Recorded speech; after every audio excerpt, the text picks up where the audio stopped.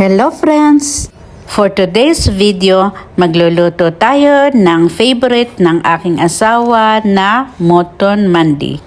Legs ng kambing ang ating gagamitin. Ito ang mga spices na ilalagay natin. Maglalagay tayo ng 1 tablespoon of paprika, paminta, turmeric powder, cumin powder. Lalagyan din natin ito ng lemon juice, vinegar, at ang ating olive oil. Ngayon guys, hahaluin lang natin ito ng mabuti para magsama-sama ang mga ingredients. Titimplahan din natin ito ng katamtamang dami ng asin. Ngayon guys, para siguradong kumapit ang lasa ng ating mga spices, hihiwaan natin ang ating mga karne.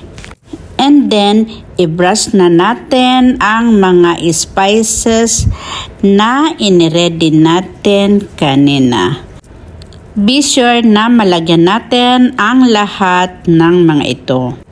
Ngayon guys, i-marinate lang natin ito for an hour para ma-absorb ang ating mga inilagay na spices.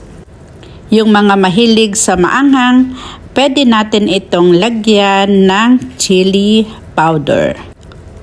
Ngayon guys, pag-start na tayong mag-assemble para i-oven ang mga ito.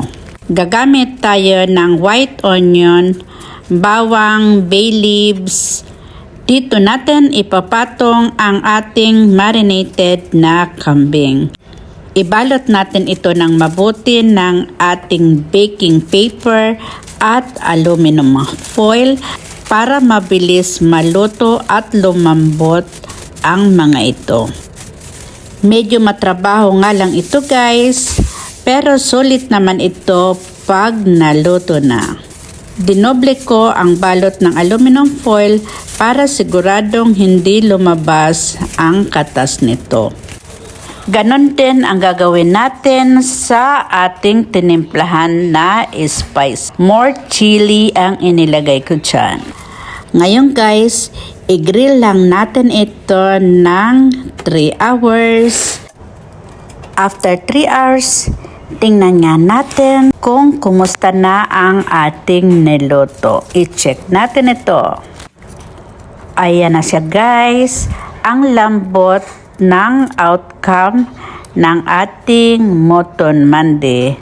Kahit hindi na ito gawa ng gravy, ox na dahil tamang-tama lang ang timpla nito. Thank you so much again for watching. At God bless everyone.